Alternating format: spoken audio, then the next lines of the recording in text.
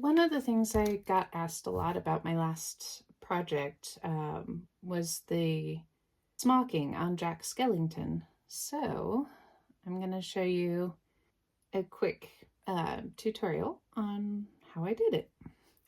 But I've got my fabric here and I can see my grid underneath it, which is really helpful. One thing that I've already done is to make sure that this fabric is on green so that the warp and the weft are not going at a diagonal, because that can really impact how your smocking comes out. It was basically a triangle pattern, and so I'm making marks basically every inch. So it's gonna look right now like a diamond pattern. It's handy doing this on a sheer because you can see through it underneath. Otherwise, if you're doing it on a solid fabric, you're going to want something like this quilting ruler, which is also very handy to make your marks. So I'm going to work up this smocking, in this case with some contrasting beading thread, just so that you can see what I'm doing a little easier. I really like the beading thread because it holds knots really well. I'm using about a 28 to 30 inch segment, and I'm not going to knot it before starting. I'm actually going to knot it in the fabric itself. So I've got my needle threaded, and I'm going to start at the bottom and work my way up. You could go the other direction. I just find it easier. So I pull it through until I have just the tail peeking out, and I'm gonna go through the same spot and tie basically a little French knot in the fabric itself.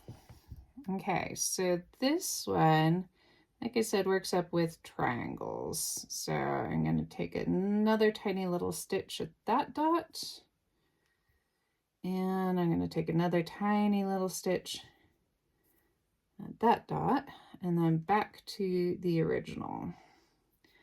And I hope you can see the triangle that I'm making. Then when I pull it, each of those corners comes together. So that is the first bit of smocking. Now I'm gonna go through all those corners one more time, and I'm gonna grab the end of the thread, wrap it around twice.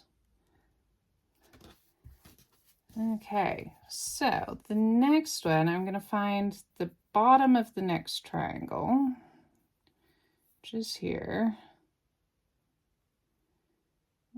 Take a little stitch.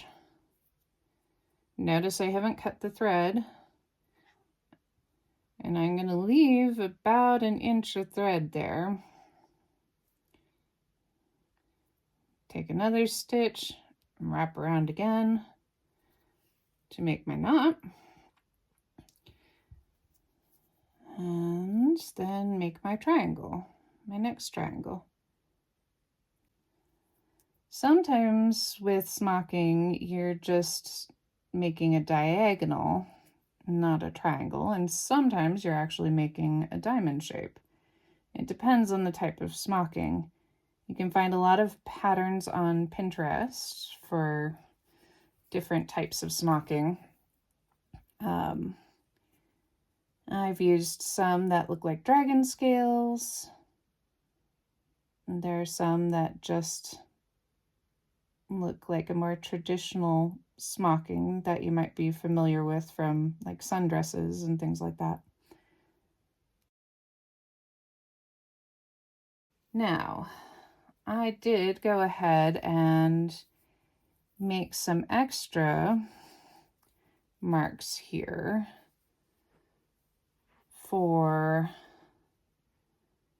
the bones that were going to become the rib bones. And these really are more of a pleat. So they were just a diagonal on the outside of the other bones. And so then I worked them on each side. Now, when some people are done, they go ahead and iron things down, but I really wanted my spine for Jack Skellington to have a three-dimensional appearance, so I did not iron it. It actually also determined the type of fabric that I used.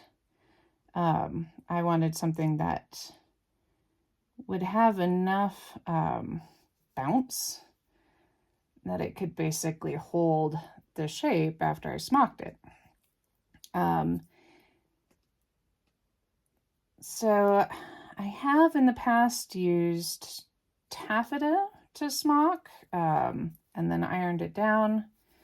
Okay, so, oops. So now you can see the forming of the bones on the sides of the spine. And that's what became, each one of these became one of the ribs when I pleated the end.